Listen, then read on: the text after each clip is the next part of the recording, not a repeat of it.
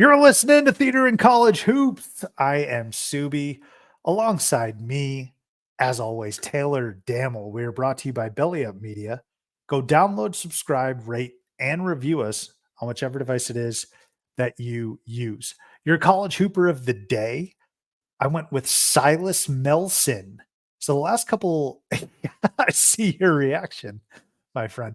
Last couple of episodes, I've gone with some pretty big names, powerful careers, tons of accolades, and that's not supposed to be a ricochet shot at Silas Melson, but he was the former guard at Gonzaga. I think he's out of Portland, and he was on that Zags team that made it to the NCAA title team before succumbing to North Carolina.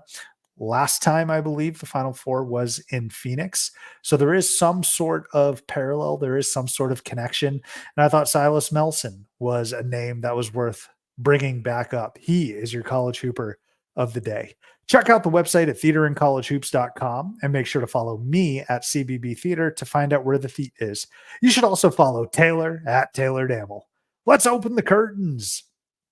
Taylor, welcome back for what is most likely going to be the final episode on this great season. I'm not sure exactly when we'll be in your earwaves, but we will figure that out. That's a issue for another time. I got my Sox hat on, by the way.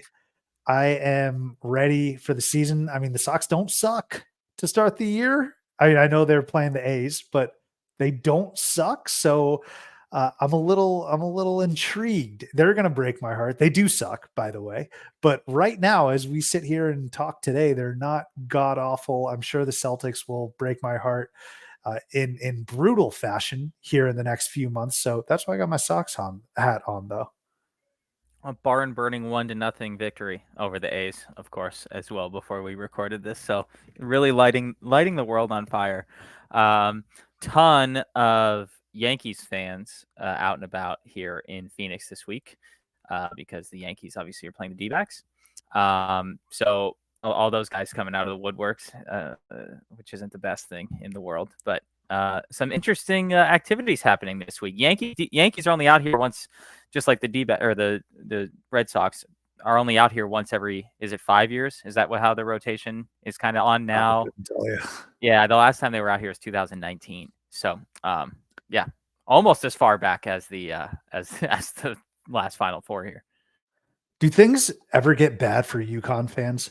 Do you realize how many UConn and Yankees fans there are? Oh yeah, no, everything. Like, do things ever just not turn out perfectly for UConn fans? They're like, oh, you know what? Let's just catch the Yankees who are undefeated and have Juan Soto. Let's just catch them out here to kill time before we go to our Final Four games.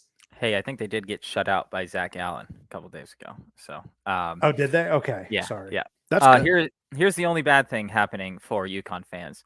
It's going to be unseasonably cool on Saturday here in Phoenix. It's only supposed to be like 67 degrees.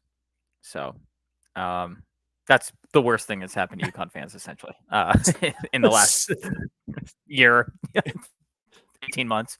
So it's going to be a little cooler than average, but they're going to be inside watching the Final Four. So I guess of all days for it to be cooler than average, maybe the day that they're going to be inside the whole time is the way to go.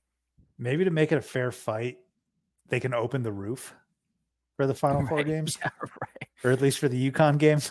Make them, it's not necessarily them playing on that carrier ship or whatever it is. Oh, but yeah.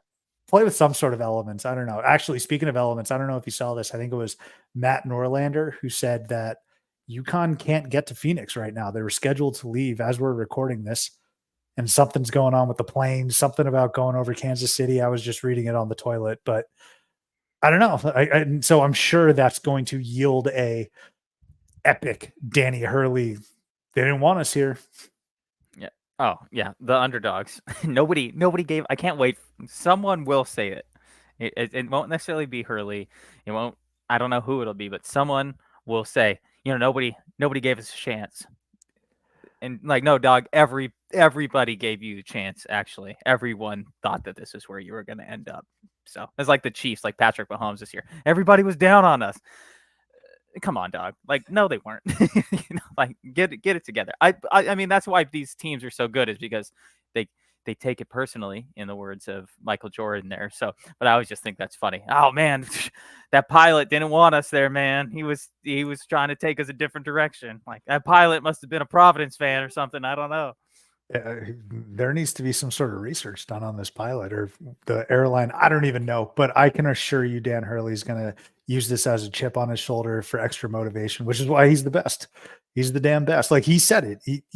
He said it as much when he was like, I pretty much do my best to manufacture these chips on our shoulders. And he was just given one. So good luck to Bama, I suppose. Here's an update. Okay, the Okay, athletic thank you. director hopes that a smaller plane will be able to take them to Phoenix later tonight. Yeah, but that just means it'll be less leg room for Donovan Clingan. And that's True. just another slight. Yeah, I don't know. Logistical and mechanical issues coming in from Kansas City. You would think, I don't know. You would think that maybe we wouldn't wait for the plane. I know this is not exactly how it works, especially since I'm married to a flight attendant, but you would think that maybe the plane was there for the day already, not just like they're just catching a plane that just got off a regular service and they're taking it as a charter. Maybe they would have just had a plane in the area for the evening to prep. Maybe, I don't know. I'm just throwing that out there. Kansas City, you say, huh? Bill Self has 2 national titles. Danny Hurley's trying to get his second. Mm. Kansas beat UConn earlier this year. Sounds a little bit crazy, doesn't This it? It's that Weird is Al Yankovic gift. this is there anyone on the Alabama roster uh from Kansas? That's maybe another angle to look at here. Mm, I'm Let me just see. going all Let me see. sorts of directions here. Hey, while you do that, Taylor, what's good in Phoenix, man? You were out and about today. I'm going to ask you another Phoenix question later in the episode before, after the previews and stuff. But Phoenix looking decent out there. It was a balmy 79, 80 degrees today. It was down in Old Town, where I live, Old Town Scottsdale, and they have a big setup for the Final Four on the canal, which was kind of cool to look at.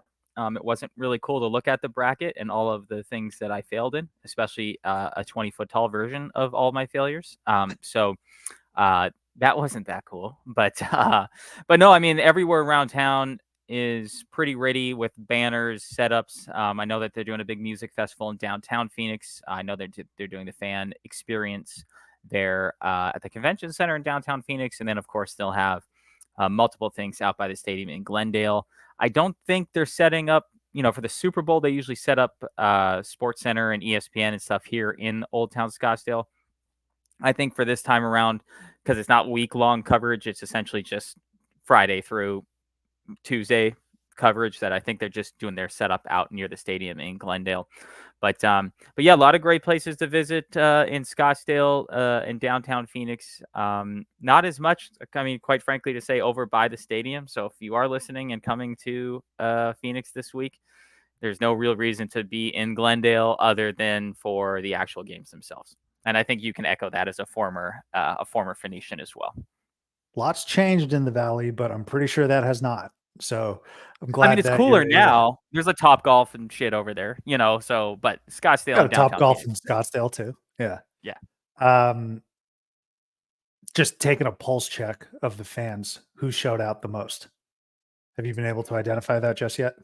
I don't know. I think probably today is when people would start to come in. I I, Mm. I would guess. Um, I haven't seen any specific. I've seen a lot of basketball looking people. Now let me make that so it doesn't sound racist here. You got Please a go. you got a lot of people wearing Nike swishy pants and some kind of basketball related T-shirt around right now. I've noticed there's a little higher amount of those type of folks here currently. So haven't necessarily been able to catch which teams these people are a part of, but you can just tell they're basketball. You know which look I'm talking No, about. I do. Yeah. The tear off pants. Nobody wears those unless you played basketball at one point. You've got to be ready to hoop. I was walking home from brunch a couple of years ago and I saw Marcus Bolden.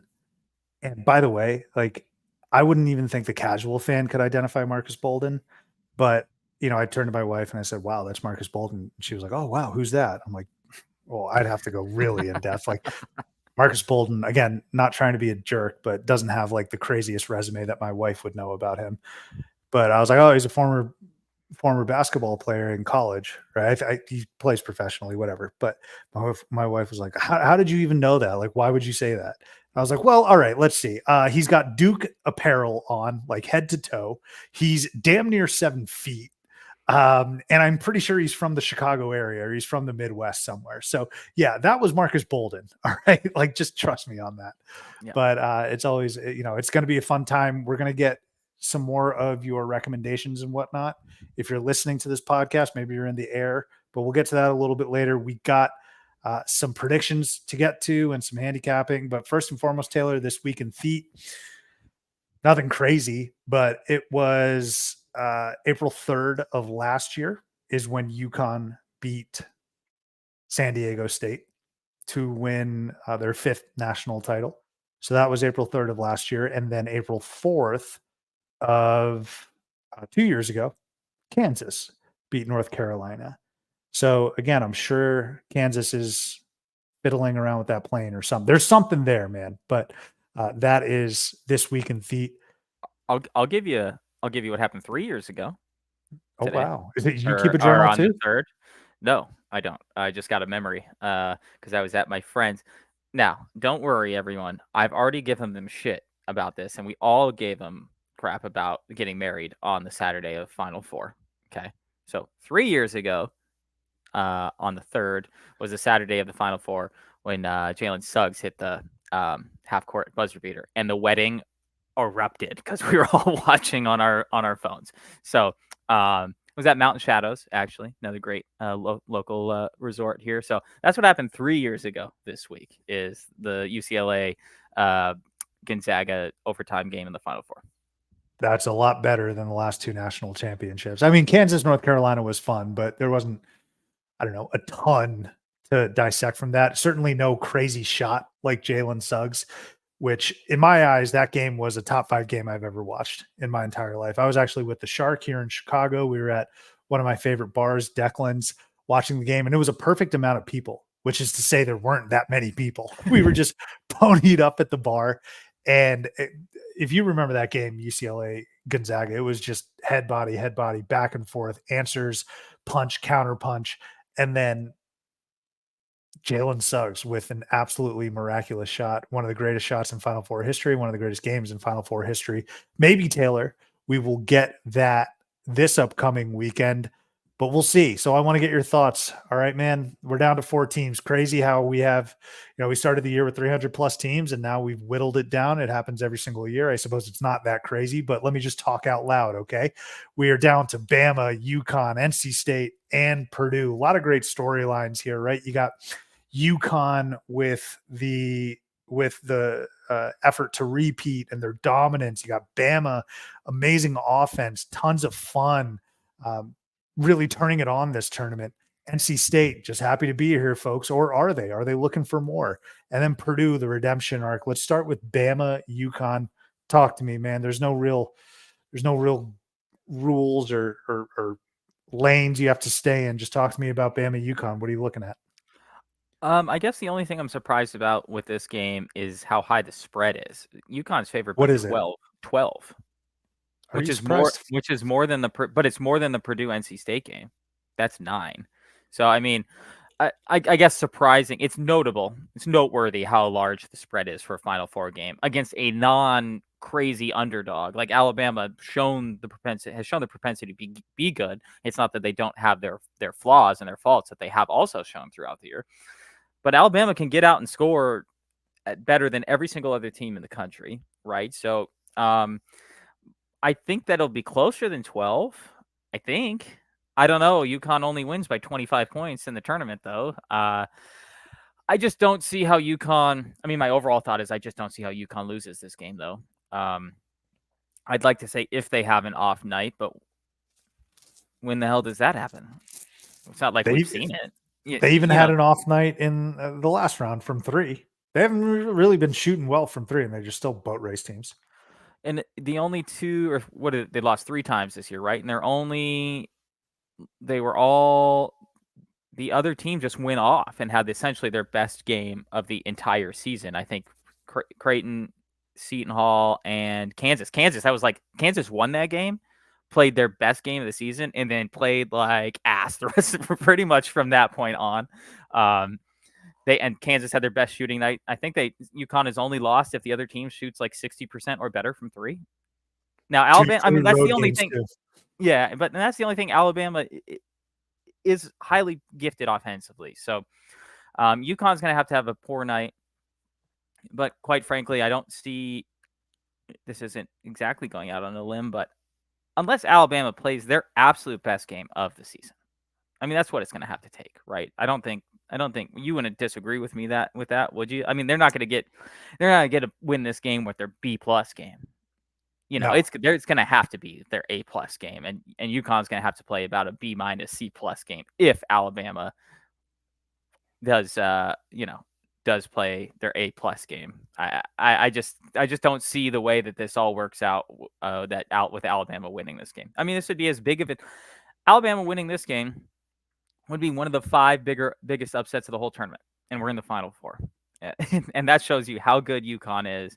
And I know I started this by saying I'm surprised the spread is that much, 12, and then backing that up with saying it would be shocking if Alabama won, right? So those are kind of two contradictory statements. I understand that.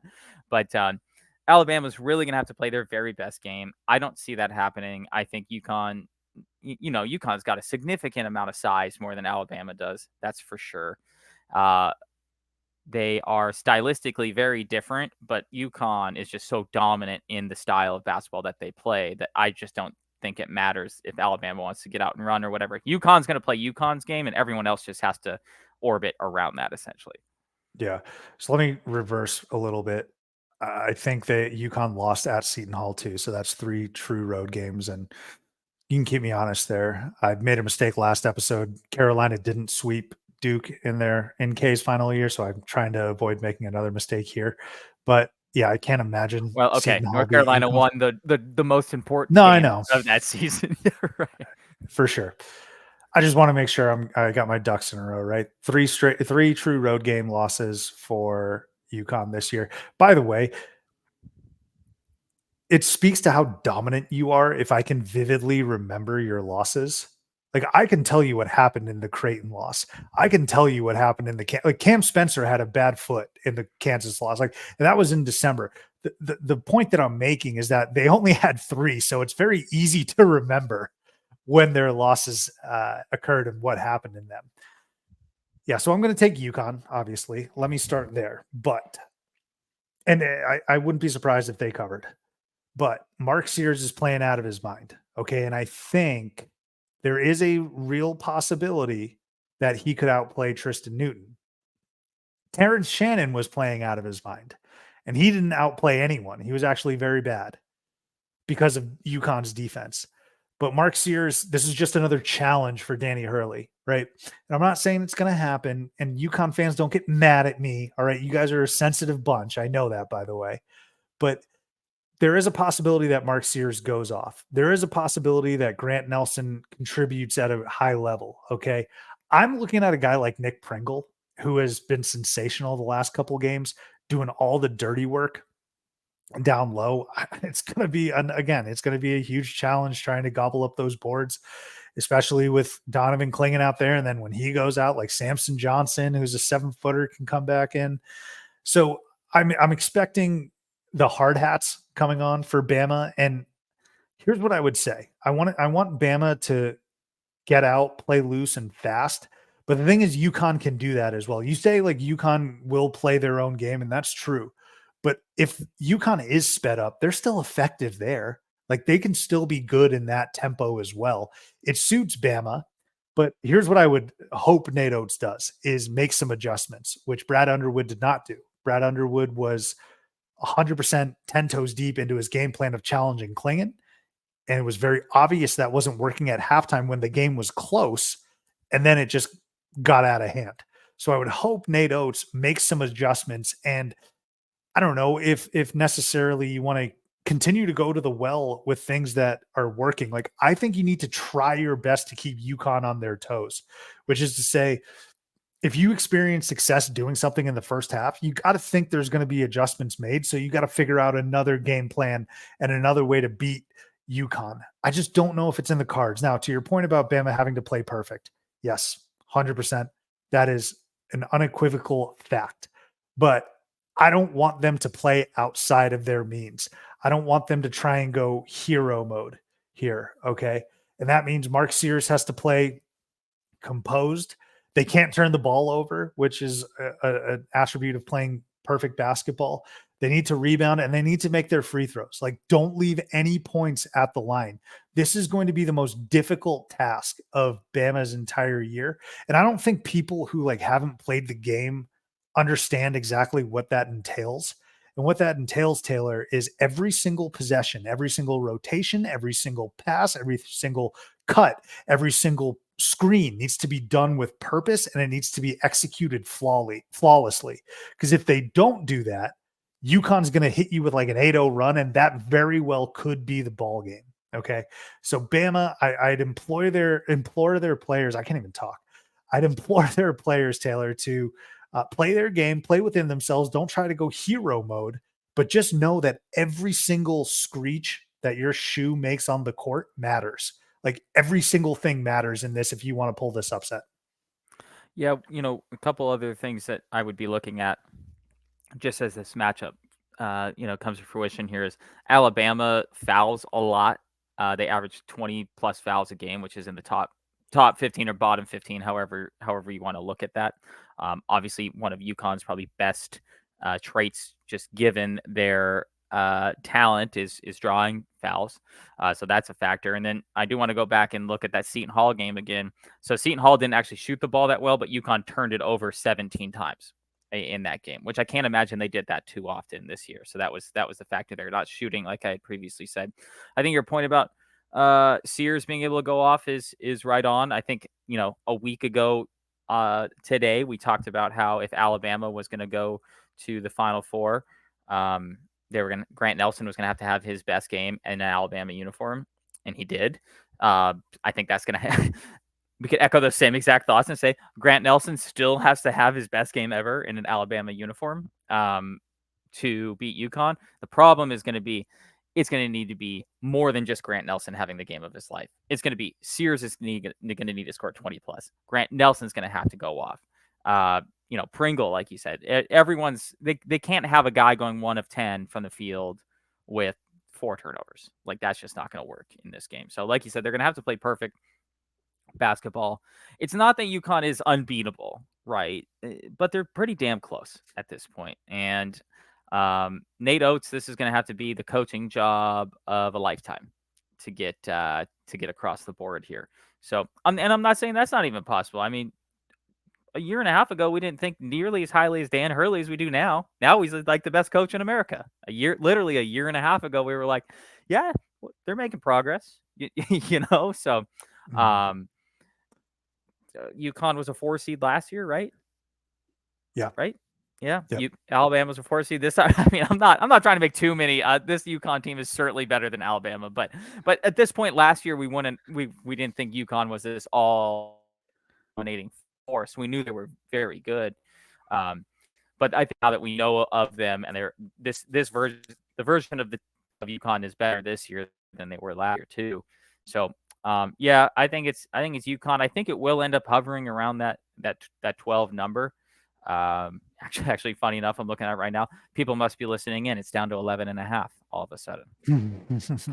Pulse of the people here. But wow. Yeah, I just think I just think too much UConn. Just I know that's not a very technical prediction, but I just too much UConn for Bama to pull this out.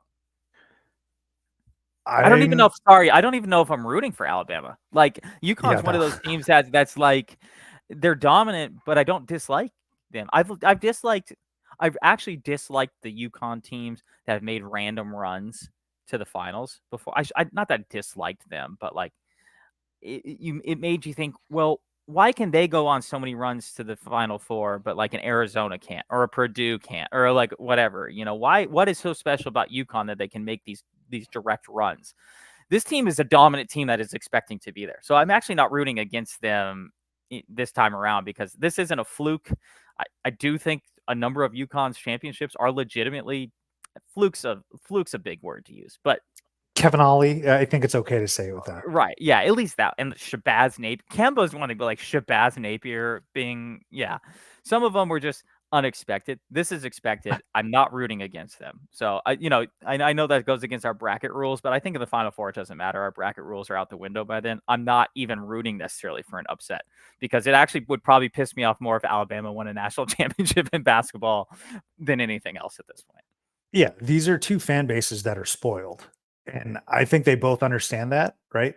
Bama in football. Like they don't need a basketball title. This Final Four is actually gravy to them, it seems like. And then UConn's just been the best team. They're a blue blood. They've been the best team for 20 plus years. Um, what I will say for Bama is I'm interested to know what the status of Latrell Wrightsell is. I would assume he's going to play, but he can be an X factor for them. Aaron Estrada has been a real shot of life. I think he made our all SEC transfer team, Taylor, in the beginning of the year. He's good. And then Mohamed Diabate, it's going to come down to some of the bigs as well, like all hands on deck with the bigs. And I know we want to see Grant Nelson on the offensive end, and that's where he shines. But let me tell you something, Grant, you're going to have to get down there, secure rebounds, and help out on Donovan Clingan, and help out on Samson Johnson, and help out on some of these bigs. Like this is both sides of the court effort. You absolutely need it. What I do want to see, Taylor, and I'm not going to tell Nate Oates how to coach because he's brilliant and I'm an idiot, but I would like to see Bama start out by doubling the post, because I alluded to this a little bit earlier. UConn has struggled a little bit from three. If you were to pick and identify one of their flaws, I guess, or areas of opportunity in this tournament, I think it's the three ball. So if you can maybe frustrate Clingan or make him kick it out to a Cam Spencer, who obviously can shoot the three, or Tristan Newton, who obviously can shoot the three, or an Alex Caravan, who obviously can shoot the three, but just hope that, like, hey, kick out, rotate, maybe challenge a little bit, get some stops, and then push out. I think you'd be in good shape. So I'm looking for Oates to double the post immediately. Like, don't let Clingan get comfortable. Don't let him just back you down and have like a 0-foot dunk or a 0-foot layup. I would like to see, and people think I'm joking and maybe I'm micro analyzing this. The first couple of possessions matter. They matter in these games. And that's not to say if UConn goes down 6-0 that they can't come back and win, but it's huge for Bama if they go up 6-0, I think, at least in terms of keeping it competitive for a half, for 3/4 of a game. Illinois kept it competitive for a half, and they got down 9-0. Then, of course, they got boat raced. But these first few possessions are going to matter for Alabama. I would like to see them double the post immediately, make some of the perimeter guys beat you, maybe a Steph Castle beat you, and then just take it from there, I suppose. And it really is going to be possession by possession. But yeah, we both got UConn. Let's move on to the. Oh, go ahead. No, sorry, my mic Go ahead. was malfunctioning. I was going to say, just bringing up the three thing. UConn doesn't take. They're kind of in the middle in the number of threes they take per game is, I guess, where I'm going with that. So they certainly don't take as many as, like, say, an Alabama or Kentucky or whatever did. But the fortunate part for UConn is that if the three ball isn't falling, like if Alabama's three ball isn't falling, that's going to be a problem in any game they play. Not just because that's their kind of part of their style. If UConn for the three ball isn't falling, then they're just going to shrug their shoulders and go, "Oh, okay, well, all right. Looks like we're gonna have to get to the rim and go to the basket, dump it into our bigs a little more." So again, not that I'm trying to, find another reason for UConn to live, but even to that point, it's kind of like, well, Alabama doesn't really have as many other options if the three ball isn't going in. UConn can just kind of be like, oh, well, looks like we'll have to change the game plan up a little bit. The best way I can describe it, Taylor, is for Bama to make the test hard. UConn has the answers. They will answer you, but just make them think about it. Make it difficult. And I guess don't go on, let up a 30-0 run. But like, if you're administering the test to UConn, as Professor Oates will be doing, make it difficult. Make them second guess their Scantron bubble in answers. They'll get it right. Yeah. Or maybe if it's a free form essay, I don't know. Make them think about it. All right. Like UConn has the answers, make them dig a little bit for those answers. And I think, again, you just got to take it from there. right? Like this could be a competitive game and it's like an 8-9 point spread, but that's all I'm looking for at this point because UConn has beaten teams the last two tournaments by at minimum 13, which is just truly, truly absurd. Let's move on now, though, Taylor, to NC State Purdue. Same approach. Talk to me. Now, I'm definitely rooting for NC State in this game. They're so fun. I mean, They're awesome. DJ Burns is the coolest. Uh, it's what not that this tournament has lacked entertainment by any means, but we needed someone. We just didn't. I don't think we had someone to like latch on to like we've had in some years as much. It wasn't as much this year, but DJ Burns has been that guy at this point, and especially just to do it against Duke, to get to the Final Four in the fashion that he did it. It was so entertaining to watch. Talking to the crowd, smiling like every big boy Talking to the Duke grilling on the crowd, too. roof. Yeah, right. Oh yeah, I know, right? And so this is definitely going to be the rooting interest of probably everyone in the country, I would assume. Purdue is a big brand, but you're not finding like thousands of Purdue fans stuck in every corner of the country like you would maybe like a Duke or a North Carolina, those type of schools. So I'd imagine there's actually a sneaky number of Purdue fans out here in Phoenix, though. That wouldn't surprise me, just because there's so many Midwestern folks who have relocated out here.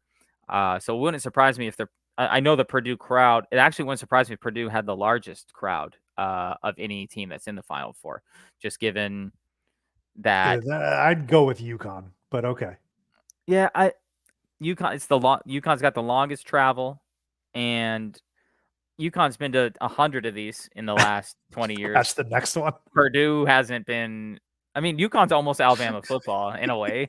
So Purdue has. I mean, Purdue. You could hear them, in the Elite Eight there, and how obviously it was much closer to the homeland there, but pretty easy flight to get out here to Phoenix for them. And they haven't been to a Final Four in 44 years. Final Four in 44 years.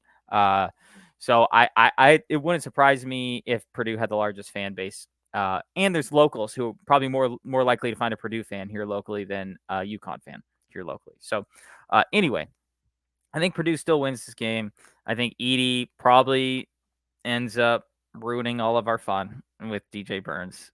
He probably dominates him by the time it's all said and done. I mean, the only thing that I could see in giving NC State a chance is if they just throw it all into DJ Burns and say, it's your job today to foul out Zach Edey or do what, because he's not going to be able to stop him, I don't think. And I don't think that DJ Burns is going to be able to operate nearly as well against Zach Edey as anybody else or anyone else that he has so far. So I think that's the key, is they got to get Edey into foul trouble. If they can do that, then maybe they'll have a shot. But if they don't get Edey into foul trouble, then this is going to be a lot like the UConn game.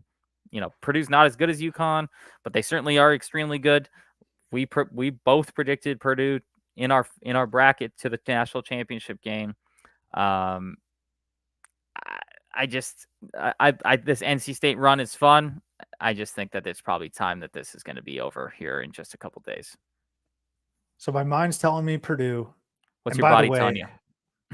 NC State. Yes. Like, come on. Pretty confidently. Here's the thing. I've been saying the gas has to run out at some point on NC State. It hasn't, man. And they beat a really good Duke team. Like, they shut them down. I actually was moved and I was impressed by NC State beating that Duke team. I thought Duke was playing well. This wasn't Duke that kind of had some struggles earlier in the year. That's what I'm saying, right. Taylor. Yeah. That's what I'm saying. Like, everyone's so enamored and going crazy about DJ Burns and like, how is Kevin Keats here? Blah, blah, blah. Understood. On a game-to-game basis, like, John Shire was outcoached. The offense was flummoxed for Duke. Why can't NC State pull this off and just continue this run? I mean, like Purdue is absolutely better. But here are some of my keys. All right, so we know about DJ Burns, fine. But I want to look at the other DJ, and that's DJ Horn. Can he hold his own against Braden Smith, who is playing out of this world? And I've seen Braden Smith live. I've seen him all year. He is a top 3 point guard in the country. If and when he comes back to Purdue next year, he's going to light folks up as a junior. But can DJ Horn, can you give me, much like Mark Sears, can you give me a virtuoso performance? Can you give me your best? We'll see, right? We need that though from DJ Horn. Can DJ Horn push the pace? Can he take care of the basketball? Can he agitate Braden Smith? Maybe jump some passing lanes. Maybe bump Braden Smith off of his spot so that the offense gets a little hijacked. Those are the little things that DJ Horn's going to have to do on top of slashing, getting to the rim, and hitting some timely threes. But it's not just DJ Horn, Casey Morcell. Like, could you do that? I mean, I don't know what Keats wants to do with both of these guys. It is going to seem like an all hands on deck type of game, but I don't know. Maybe you place Casey Morcell and give him the 100% defensive responsibility and then say, DJ, go do your thing on offense, because their backcourt is really good. Purdue, obviously. Fletcher Lawyer has come alive. Braden Smith, like I had mentioned. I know everyone wants to talk about Burns and Edey, but there's other matchups on the court that NC State is going to need to exploit, because it's not very easy to just outplay and outperform an eventual two-time national player of the year. That might just have to be thrown out the window. Like, DJ Burns, do whatever you need to do, but you're probably not going to outplay this guy. Okay. Especially with the whistle that Zach Edey's getting, and probably earned. Like that. I mean, Zach Edey's going to go to the line, and this isn't me saying that or complaining or getting upset, but I already know NC State fans are going to be mad at the whistle, but it's just a reality of the situation. Like, the reality is that Zach Edey will get to the line. How do you combat that? Because I don't think you can actually stop it. So I mentioned Casey Morcell. I mentioned DJ Horn, another agitator, Ben Middlebrooks. What can you do for me just to piss Purdue off? Like, I'm dead serious. Can you get under Lance Jones's skin? Can you get under Trey Kaufman-Wren's skin? I don't know. Purdue's pretty damn disciplined, but Ben Middlebrooks, I need the hustle. I need the effort plays. I need charges being taken. I need hard fouls being committed. I need good screens being set.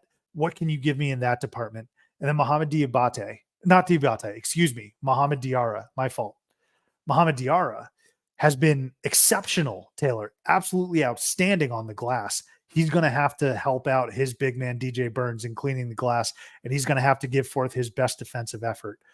This is not me. Like, it's a real key talking point. He's practicing Ramadan. Okay. And so down low against those Purdue bigs like TKR, who is a beast in his own right, and Zach Edey, he's going to get worn out. And so I don't know what the game plan is to keep him, to keep his energy levels up, but they're going to need Mohamed Diarra as well. So those are some of the big names that I'm looking forward to. And I think NC State has a chance. I really do, man. Like, I know Purdue got the monkey off their back, but they're going up against a team of destiny right now. I feel like Purdue and their fans would rather have faced like a good, solid club, not some team that's on this incredible magic carpet ride. I think there's a little fear for Purdue fans. The only other thing I'll say about this game, not from an X's and O's and on-court perspective, Taylor, but from a storyline big man perspective. Okay, because you're going to hear all the breakdowns of Zach Edey and DJ Burns from other podcasts and from other outlets. Go to them if you want to hear the same old nonsense every single day. But with respect to these two players, polar opposites in terms of what baggage they're bringing to Phoenix.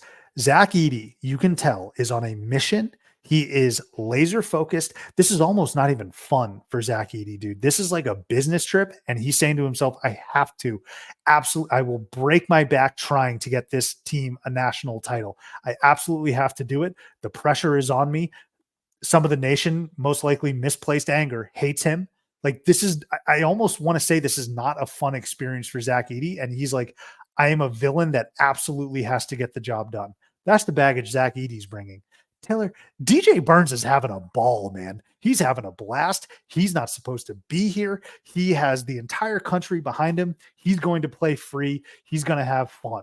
Okay. Like, there's no pressure on DJ Burns. So it's just kind of crazy to see the the dichotomy of how these big men are approaching this basketball game. Well, to further that, look at their parents, because they've been showing their families, both Burns and Zach Edey's mom, like every third possession. And Burns' family is up and hugging and high five and whatever. And Zach Edey's mom is as nervous as can be the entire time. So she's kind of echoing that same feeling that Edey kind of has, which I don't know if Edey's nervous necessarily. That's not the way to put it, but he's certainly on a mission, like you said. I mean, look at him calling out Rick Barnes in the press conference last week, just for, I don't want to say for no reason, but kind of no reason, just to rub it in. I know I said I loved it, but it's just, we're talking about two different, like you said, two very different styles and approaches to this game, which is what makes it even better. This matchup even like tastier is that they're not the same personality for sure. They don't they play more. They don't play completely different games because neither of them are like above the rim, ultra athletic guys, right? But Burns, I love watching Burns because he's just so crafty. His footwork's awesome. His touches, that spin move. I know I said it last time. That spin move with the floater last game was like I was up and yelling when that happened. So Edey's game isn't exactly like that because he doesn't have to be. He's bigger and taller than everybody else. Had a surprisingly bad free throw shooting game for a guy that actually shoots the ball quite well. That's always a fun part about watching the NCAA tournament is explaining to the people who just started watching this week that Zach Edey's actually a really good free throw shooter, even though he's 7'4". He shoots like what 75%, I think, So from the that's field pretty this damn year. good. Yeah, no, it's great. It's a Yao Ming free throw there. So no, I know I hate to keep harking back on that Edey matchup, but I think you said it right too with some of the other factors, and can Horn play better than the Purdue guards? I think it's possible. I think that's for sure possible. And the tough part for this game too is you could sit here and tell me every single reason why Purdue is better than NC State. But in this particular example, that works great in Alabama, breaking down Alabama, UConn. Hey, here's what Alabama does well. Here's what UConn does well, and vice versa. This game, it doesn't matter at all. Like, there's no metric that's telling you that NC State is winning this game. But there hasn't been a metric that's going to tell you that NC State would have won any of their last 9 games. Yep. So this is totally. I know we've talked about this for multiple times in the last couple of weeks. It's literally just a vibe game. If you're picking NC State, it's just because you like the vibes. There's no stat that you're going to tell me that's like, oh, well, they do this for that. It doesn't matter. This is vibes and vibes alone here on this one. So I will be rooting for NC State. I'm not anti-Purdue. We have some Purdue friends. Of course, they are as well. Unfortunately, Arizona is now officially, I think, the most tortured fan base in the country. Now that Purdue's been back to a Final Four, like probably by a lot. I know Tennessee fans are going to argue with us about that, but it's like, okay, Tennessee fans, your guys' basketball team has been good for like 8 to 10 years. And I'm not saying that in a derogatory manner, right? I know Tennessee's an awesome basketball program, but I think Arizona is now the official most tormented program in America. And I think that's going to be maybe part of the problem here. If there is a letdown for Purdue, is getting to the Final Four was such a hump to get over for them. I know it's not these individual players who have experienced the 45 years of lack of a Final Four, but I wonder what the pressure is from the fan base, the people who are around Purdue. Is the pressure already off them because they made the Final Four, or has it ramped up because they're like, you got to go win us a title? That's a good question. And here's what's working in Purdue's favor is that they just played that was probably the toughest game we witnessed in the NCAA tournament between Purdue and Tennessee. Haymakers going left and right, 2 Final Four national championship level competitors, right? Going back and forth. So that, I mean, their sword is sharpened for sure. But I'm just going to have fun with this one, man. My head says Purdue, but I'm going to pick NC State to pull off the upset. And when you compare the two games, right, mentioned all that Bama needs to do, and NC State needs to do just as much because they're going to be going up against a very good team, like you mentioned. I just trust UConn to take care of business more. And what I mean by take care of business isn't just winning. I said all that stuff about Bama, but it would not shock me if UConn was up 15 at the under 12 timeout of the first half. So I trust UConn to do that. I don't know if I trust Purdue necessarily to do that. And yet again, their worst foe, even though they vanquished one, they're going up against a double-digit seed in the NCAA tournament, right? for the right to go to a national title game. So I'm just going to have fun with this and go with my gut. I'm going to take NC State to win this game. So that gives me NC State, UConn, and then UConn's just going to absolutely mash and roll. And then what's going to happen, Taylor, when UConn mashes for their back-to-back, people are going to get tired of them and discredit them by saying that they had an easy path. This is exactly what's going to happen. Everyone's going to be like, oh, look at the path UConn had the last 2 years. That's going to be the topic of discussion. And then we're going to get into this whole debate about whether or not, like, I want to see UConn play a real team. And people should know where I lie on that. I don't care about the path when it comes to NCAA tournaments. UConn's nasty, but I'm going to take UConn over NC State then Monday night for back-to-back. You got UConn Purdue, though. Yeah, which I think would be the best game, of course, we could possibly get for a national championship game. Of course, that's not going out on a limb to say, yeah, the number one and number two team in the country essentially to play for the national championship game would be fun. I think that, one of the things that we've kind of had a topic of discussion about this week, but it certainly has been talked about a little nationally, is what if the team that lost to a 16 seed last year wins the title the next year again? Well, and against the best team in the country. Right. I mean, I don't know Virginia only beat Texas Tech. I only say only, but like UConn's the absolute best team in the country. Well, there's certainly an argument to be made that Purdue's loss last year was a bigger upset than Virginia's loss. We know Virginia's loss was notable because it was the first, but that doesn't mean it was the biggest. I think there's definitely an argument that Purdue's loss was a bigger upset. Point spread wise, I think it was. Right. Yeah. So that'd be an interesting. I don't know what to make of it. You're not rooting for your team to lose to a 16 seed, right? But if the next year it results in a national championship, I don't know. Maybe. I mean, that's certainly part of the reason why Purdue is as fired up and Zach Edey is as fired up as they are, is to kind of avenge that loss from last year. Yeah, I definitely will be rooting for NC State. Man, my only issue with rooting for NC State is I just can't see in any world where NC State even keeps it close to UConn in the national championship game. Oh, no. I just that's my fear. Is this is like a North Carolina Michigan State game where it's like 52-8 at halftime, and you're like, oh, okay, well this was fun, or kind of like that Butler. Nope. Well, I was thinking Nova, Michigan. Nova destroyed Michigan. And then didn't Butler get smoked the second time they were in the national championship game? I don't think they got smoked. It was just a disgusting game. It was such an that's ugly right. game. It was like in the 50s. Yeah. Like nobody made a shot. Well, yeah, right. It was a bad basketball game. No, yeah, exactly. So NC State would be the best story. I think Purdue still is going to win this game. It's going to be the funnest big man matchup or funnest matchup between two players is going to be, of course, Burns and Edey. If everyone's been talking about it all week and it's only going to ramp up here in the next few days. I think Purdue, like I said, I do think that I don't want to say dominate, but I do think they'll have more fans out here than anyone else. I don't know if that's even a factor in the Final Four, just because you play in a football stadium and it's cavernous and all that.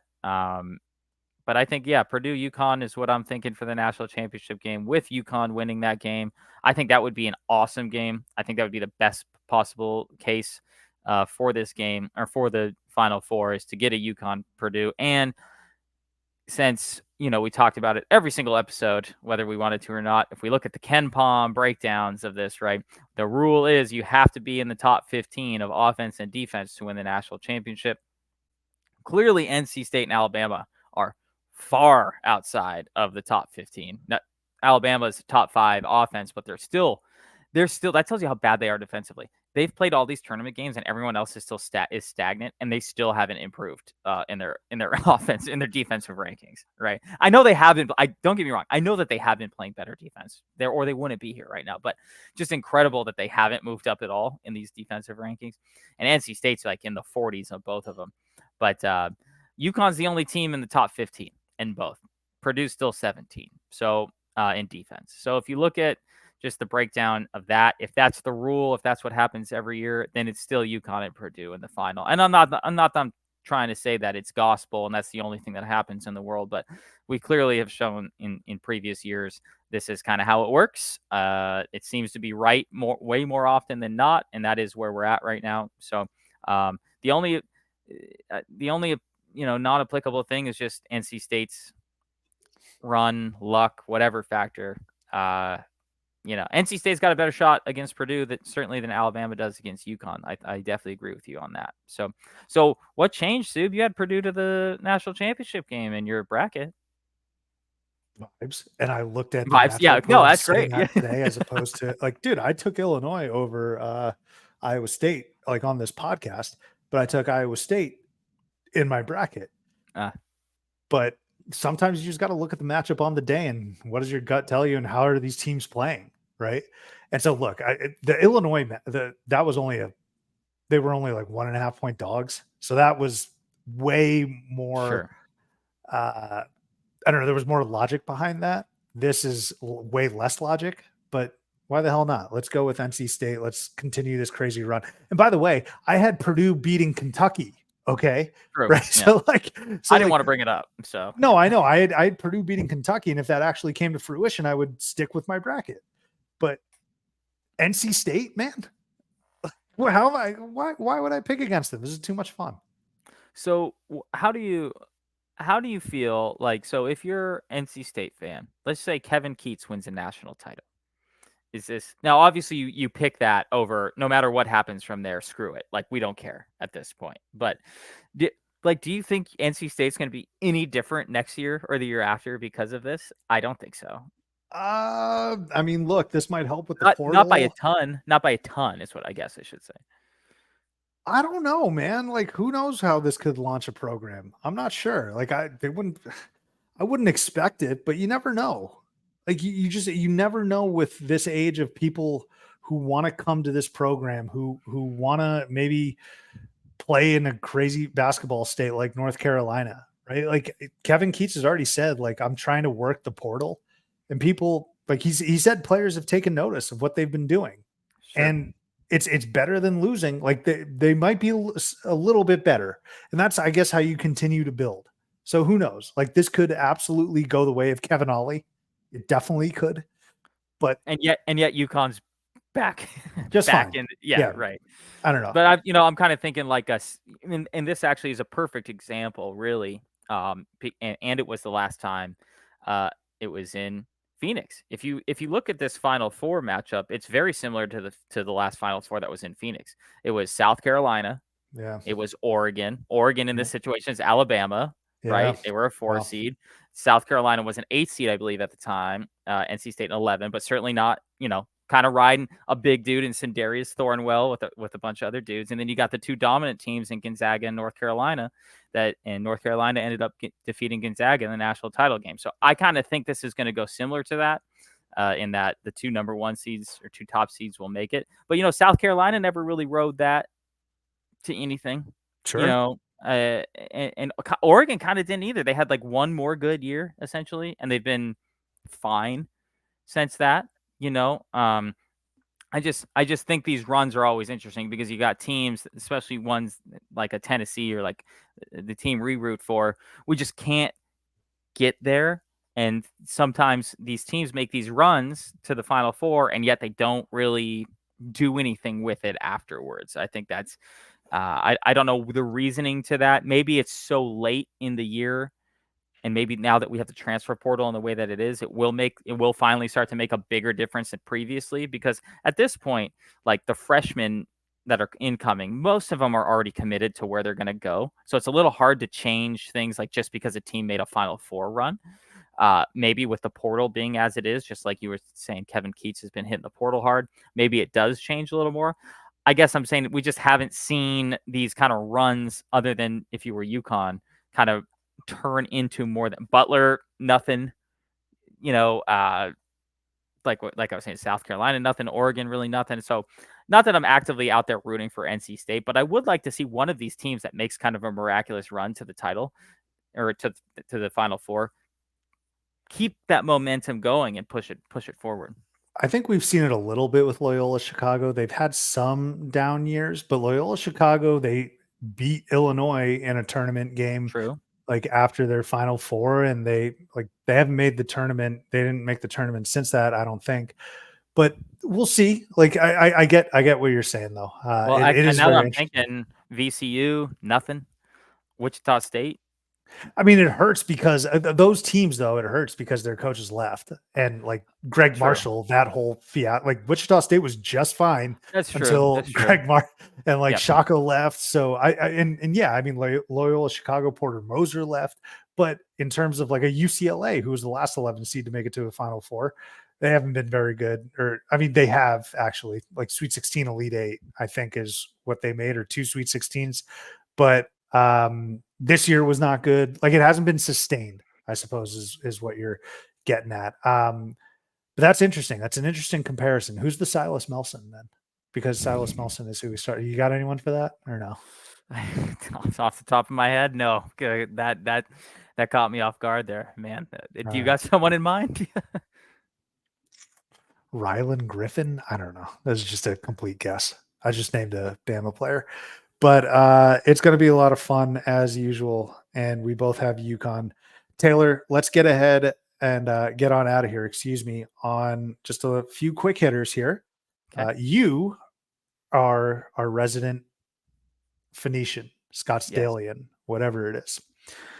If anyone's listening to this and going to the Valley for the Final Four, where would you direct them? So if you're going to be in Scottsdale, I would look at for dinner time recommendations of the Mission in Old Town.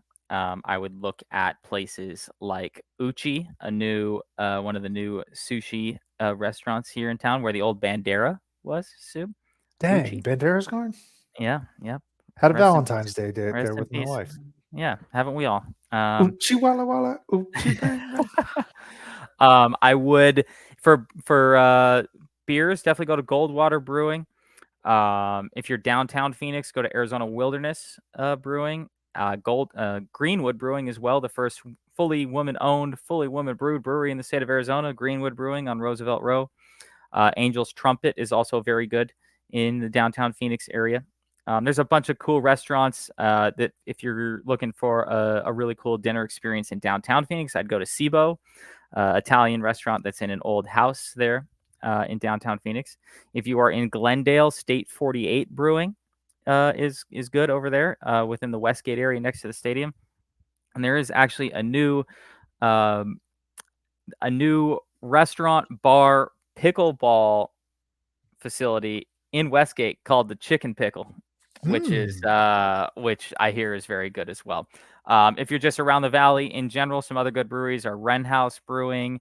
There's Four Peaks Brewing, of course, in Tempe, which is going to have a lot of stuff going on for the Final Four. And then if you're anywhere in the East Valley, Trevor's Liquor, which is actually a bar, pizza, cocktail place. I know that they're hosting all of the Barstool guys at Trevor's tonight, I think on Thursday night. And I will say this, I know that there's a somewhat of a connotation that comes with these guys. Speaking of Barstool, but the Barstool bar in Scottsdale is actually very cool. And is it douchey? 1,000%. But it's cool, and they got great TVs, great beer selection. All the Barstool guys will be there, which if anyone's into that, that's fun. Of course, you've got your bottle blondes, Maya. The pool club at Maya is open. If you're into that, that could be a little Sunday fun day in between your Final Four time here. So, and of course, you guys all know where to find me. Twitter at Taylor Damel. If anyone is in Phoenix looking for some recommendations or wants to grab a beer on Sunday. Now, I must tell you, Sub, well, you know this. And I'm not trying to bring up negative things that have happened in my life, but unfortunately, I'm not even going to be in my own city for the Final Four.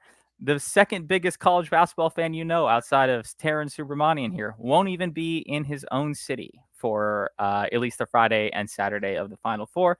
Fortunately, I have to go to Kansas City for a funeral, but Kansas City, you going to be able to make it? I don't know. Yeah, as long as I'm not flying on UConn's plane, I guess. So, but I will be back on Sunday. Hopefully, we'll catch the national championship as well. Make it over there, go to the game, and I went to the national championship game here in 2017. And a little pro tip. This is the final pro tip I'll leave you with. So let's just say that you haven't bought tickets yet, right? Or maybe you only have tickets to Saturday's session.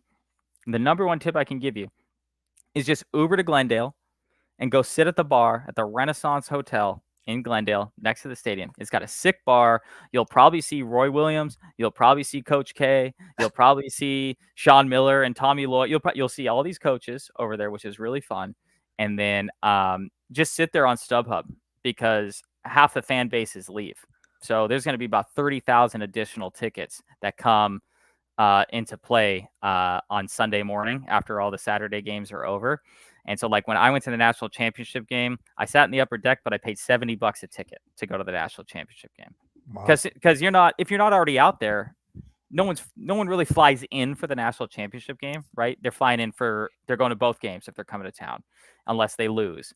Then those tickets end up going on sale for like $40 in comparison to the Final Four is very expensive, like $500 a ticket. So that would be my pro tip is just get out there, experience it, spend the day out there, and then just kind of keep on the StubHub, SeatGeek, whatever app you use while having some cocktails in the area. So that's my full Phoenix recommendation there. It's a great recommendation. He's our guy. I'm going to add on to that just a little bit. Please do. Go to Taco Guild. Oh, yes. The Cherry Chipotle steak in I just Central went there Phoenix. last weekend. Yeah. It's one of my favorites, man. I love it so much. I do love Bitter and Twisted. I think it's a cool cocktail bar. Is that still going? Is that still there? Yep. Mm-hmm. I'd go to the Deuce at night. I think the Deuce is a fun open space. I think that's a lot of fun. And Taylor, isn't it First Friday coinciding with the Final Four? That's crazy. So, I mean, obviously tons to do. I know you already gave out your Twitter, Taylor, but what if a Wolfpack fan or a Bama fan or a UConn fan or a Boilermaker was like, I love this town. I love the Valley so much. I want to move here. Who would you recommend they reach out to plant some roots? I've got a great friend. No, call me. Come on. drinktodamel.com. If you don't know that website by now, you're really falling behind. I actually just ordered. This is going to be kind of, I don't know if it's cringy or not. I don't really care. But, I've given out 2,000 drinktodamel.com koozies in the last 2 years. 2,000. I just re-upped on some about 5 minutes before we hopped on this episode. So hopefully I have some in time. I'll go leave them around town for the people. I love it. Taylor, my very last thing, because it very well could be our last episode of the season. We got to give our thank yous, man. Okay. Oh, yeah. We've been so fortunate and so lucky to have a laundry list of people and great stories shared. And so I'm going to do my best to just run through this as quickly as possible. But starting from most recently, Josh Simpson, president of Hercules Tires. I can't believe I just said that. Insane where this podcast has taken us to talk to a really, really fun, knowledgeable dude in the tire industry who sponsors all of these mid-major tournaments. And shout out to you, Taylor, for identifying that and stating it. And we ended up with Josh Simpson on the pod. It was super fun. Greg Waddell, who's doing an amazing job with his own podcast network, Sleepers Media. I was fortunate enough to join him on his channel to break down the SEC tournament and some of the NCAA tournament games. He's a rising star, an absolute stud in this business. Go follow him. Go subscribe to Sleepers. Greg Waddell was a blast. Jason Carmelo, who we had on a couple times at Big Underdog Bracketology. Super knowledgeable, tons of fun, gives us a great perspective on how we should view brackets. A white whale kind of childhood memory that was achieved. Taylor, we talked to Ali Farokhmanesh. Like sometimes I stay awake after brushing my teeth and throwing the Listerine in and getting under the covers. I'm like, dang, I talked to Ali Farokhmanesh. That's pretty incredible. One of the most interesting dudes in college basketball, and he will be a head coach at some point, I hope very soon, because he has the chops and he's awesome. Brian Ralph of Heat Check CBB, South Carolina fan. We had him on. Very, very fun and entertaining and knows the game inside and out.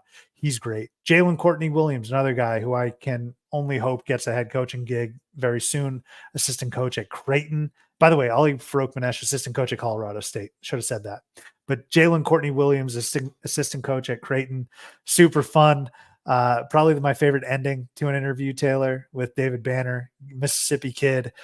He's making a great mark in the Big East, especially at Creighton. J.R. Blount, assistant coach at Iowa State, architect, helped put together one of the best seasons in Iowa State memory. And that awesome defense. Another guy. Shout out to you, JR. I hope you get a head coaching gig very soon. Mitch Cole, assistant coach at Samford. Super cool to have him on before Samford really popped and got jobbed, by the way, against Kansas. I'm sorry, I didn't want to besmirch this shout out, but Mitch Cole is super fun. He's been around the block. He's coached at Texas A&M. He knows guys like Alex Caruso and Dan Wellhouse. Thank you, Mitch. Mike Burgomaster, best friend of the program. As always, it's a yearly tradition. We always have to have him on. Riley Davis of Heat Check CBB. Such a blast. Super fun. Carolina fan. And thank you for jumping on. Tobias Bass over at The Athletic. He's breaking a ton of transfer news. Go follow Tobias Bass. He was really, really enjoyable to chat with. And then we get to the CBS Sports Network crew, Taylor. Chris Walker. He was jumping on earlier this year, and you see him at the desk, and he was really, really interesting. Had a lot of great stories to share. Brent Stover, his coworker. Thank you, Brent, for coming on and keep up the great work. One of the best stories of the entire season, Jeremy Harden at Washington State. We had him on preseason. I hope he gets a head coaching opportunity very soon. Paul Fritchner does a great job covering Xavier. I remember we recorded on Halloween Day, which is kind of crazy to think about. But Paul Fritchner does a wonderful job covering Xavier and the Sean Miller podcast. One of our favorites, the Providence Crier. It's so cool to see how many followers and how much popularity he's gained. Providence fans, if you want someone to follow on Twitter, the Crier is your guy. Eric Haslam from HaslamMetrics.com, one of my favorite analytical dudes out there. Super funny, Wisconsin fan. Thank you for coming on to the program. Isaiah Wilkins, University of Virginia, great player in his own right, up and coming, great assistant coach. We had a lot of fun chatting with him, going down the memory lane of speaking about those championship teams. And also, I'll never forget his story about playing Jason Tatum. Going back to the offseason, Ben Gonzalez at the University of Virginia. I think he's an up-and-coming stud as well. They put together a really good start to the season, and they went deep in the NIT. Shout out to Ben. Thank you for coming on. Brett McConnell, our guy over at Princeton, another dude who's going to get a head coaching job. I'm very, very confident that he will. Thank you for coming on to the offseason. Jalen Avery, they had a wonderful run with Stony Brook this year, especially in their conference tournament, almost punching their ticket to the dance. Jalen Avery, thank you for jumping on. His good friend, John Fleming at Kent State. Kent State almost made it to the dance instead of Akron, but John Fleming, super knowledgeable coach. I hope he gets a head coaching look at one point or sometime soon, along with Jalen Avery. Luke Gore, who we spoke with in the offseason, did a great job at Princeton. Thank you for coming on. Casey Shaw, my Southwest Ohio guy from Lebanon, Ohio, GCU. Taylor, it was super cool talking to a GCU guy in the offseason and then seeing them win a NCAA tournament game. Casey, thank you so much. Rocco Miller, another one of my favorites in the college basketball space. He's everywhere. I think he's en route to Phoenix right now, but he's at like a Seattle U game, and then he'll be at another random basketball game.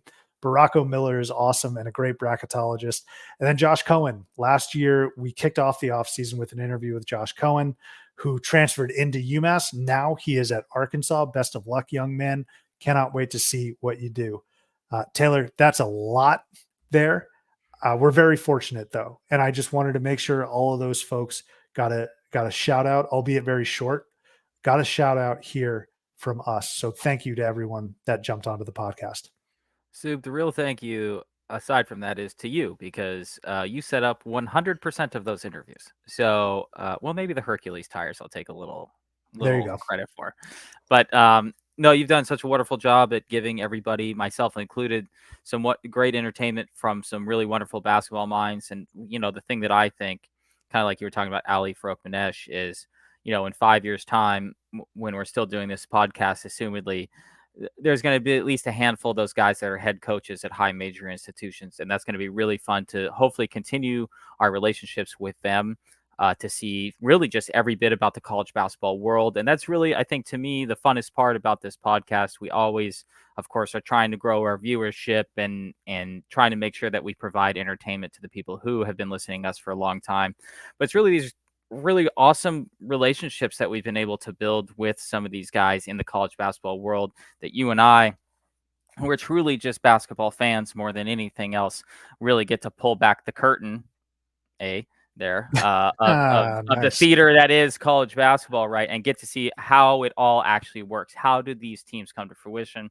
How does it all work behind the scenes? You and I joke about all the time about people who just start watching college basketball a week and a half ago, you know, and then they also beat us in their brackets too. So we look like we know nothing.